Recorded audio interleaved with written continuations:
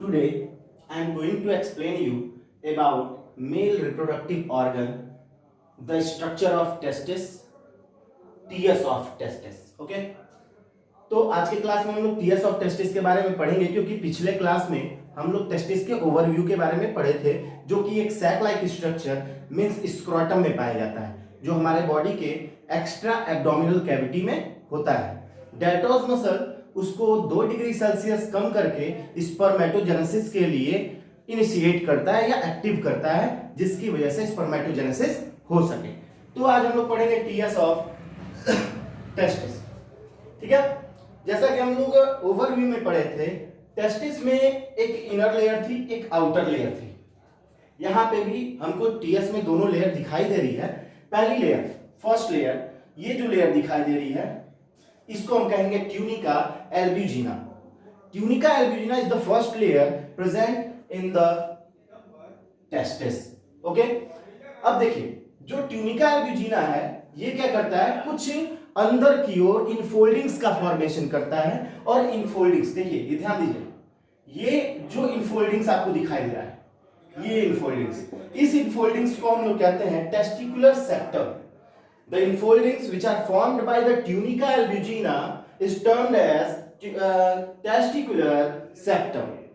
Means tunica albuginea अंदर की ओर convoluted होके या हम कह सकते हैं अंदर की ओर थोड़ा इन्वर्ट होके वो टेस्टिकुलर सेप्टम का फॉर्मेशन करता है जिसकी वजह से बहुत ज्यादा नंबर में कंपार्टमेंट्स का फॉर्मेशन होता है। ठीक है, ये सभी compartments a number of seminiferous tubules को रखते हैं। एक कंपार्टमेंट मैक्सिमम 3 सेमिनिफेरस ट्यूब्यूल और मिनिमम 1 सेमिनिफेरस ट्यूब्यूल को रखता है। ठीक है, मींस ईच लॉब्यूल या हम कंपार्टमेंट कह सकते हैं ईच लॉब्यूल कंटेन 1, 2 और 3, maximum 3, minimum 1 seminiferous tubule. This seminiferous tubule is the most important part because it helps in the formation of sperm. About 900 seminiferous tubules are present in a testis. Now tunica vaginalis, the outermost layer which cover the testis. Now seminiferous tubule, जो seminiferous tubule है, ये seminiferous tubule आपको दिख रहा है कि ये यहां से आके और एक ट्यूब के थ्रू अपने कनेक्शन ट्यूब के थ्रू कनेक्टेड है एक जगह पे। इसमें भी ऐसा ही होगा, इसमें भी ऐसा ही होगा, इसमें भी ऐसा, मींस हर कंपार्टमेंट के सेमिनिफेरस ट्यूब्यूल आके एक जगह पे जुड़े होंगे। ठीक है, एक जगह पे जुड़े होंगे। इस कंडीशन में जिस जगह पे ये जुड़े हैं उसको कहेंगे हम रेटे टेस्टिस, इसको कहेंगे रेटे टेस्टिस। ठीक है, तो ये रेटे टेस्टिस कहलाएगा। और ये जो पूरा कनेक्शन आ रहा है आखिर में ये है क्या, तो ये है सेमिनिफेरस ट्यूब्यूल जो चारों ओर से कनेक्ट रहता है इंटरस्टिशियल कनेक्टिव टिश्यू से। ठीक है, ये रेटे टेस्टिस अब ऊपर की ओर आप देख रहे हैं हेड के ओर कि यहां पे कुछ ट्यूब्स के थ्रू ये एक और ओपनिंग में, लार्ज ओपनिंग में खुल रहा है। इस लार्ज ओपनिंग को हम कहते हैं इपिडिडाइमिस। और ये जो कनेक्शन, ये जो ट्यूब इसमें ओपन हो रहा है, इस ट्यूब को हम कहेंगे वासा इफरेंसिया। वासा इफरेंसिया मींस वासा इफरेंसिया स्पर्म को कैरी करती है और इपिडिडाइमिस तक छोड़ती है। मींस जब हम स्पर्मेटोजेनेसिस में पढ़ेंगे तो उसके पाथ के बारे में पढ़ेंगे, कहां बनी, कहां से कैरी होके कहां तक जाती है। तो जो फर्स्ट स्टेज होगा वो सेमिनिफेरस ट्यूब्यूल, यही इसका फॉर्मेशन होगा स्पर्म का, और स्पर्म यहीं से कैरी होगा और आएगा सबसे पहले रेटे टेस्टिस में। मींस सेमिनिफेरस ट्यूब्यूल में बनेगा, देन रेटे टेस्टिस में जाएगा, देन वासा डिफरेंसिया में जाएगा, सॉरी वासा इफरेंसिया में जाएगा, और वासा इफरेंसिया के बाद इपिडिडाइमिस में जाएगा, और इपिडिडाइमिस के बाद से वास डिफरेंस। ये जो ट्यूब देख रहे हैं इपिडिडाइमिस जिसमें खुलती है उसको कहते हैं वास डिफरेंस, और वास डिफरेंस के बाद ये यूरिथ्रा में खुलता है। तो हम कह सकते हैं कि वहां पे कई ग्लैंड्स इसकी मदद करती हैं स्पर्म को एक्टिव करने में, स्पर्म के साथ वेजाइना को लुब्रिकेट करने में, वो सब हेल्प करती हैं कई ग्लैंड्स। तो ये टेस्टिस का टीएस था जिसमें हम जाने कि सेमिनिफेरस ट्यूब्यूल मैक्सिमम एक कंपार्टमेंट में 1, 2 या 3 होगा। तो अगर हम बात करें कि कंपार्टमेंट लगभग कितने हो सकते हैं, तो लगभग 200 से 300 कंपार्टमेंट्स हो सकते हैं। तो हम कह सकते हैं कि मैक्सिमम 900 सेमिनिफेरस ट्यूब्यूल हो सकता है। क्यों? क्योंकि अगर एक कंपार्टमेंट में तीन मैक्सिमम की बात कर रहे हैं, अगर तीन सेमिनिफेरस ट्यूब्यूल है तो और मैक्सिमम कंपार्टमेंट बने 300, then about 900 seminiferous tubules are there.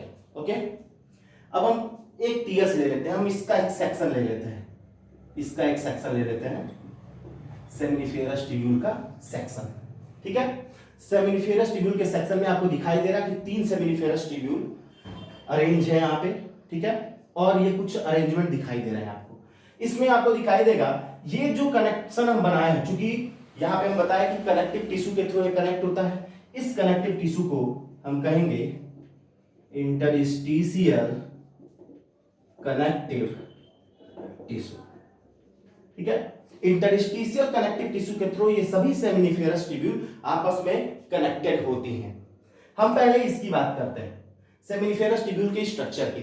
एक सेमिनिफेरस ट्यूब्यूल जो होगा, इसमें आपको दो तरह की सेल दिख रही है, एक क्यूबॉइडल और एक आपको दिख रही है जो थोड़ी सी ट्रायंगुलर है। ठीक है, तो ये ट्रायंगुलर सेल सर्टोली सेल कहलाती है, सर्टोली सेल कहलाएगी।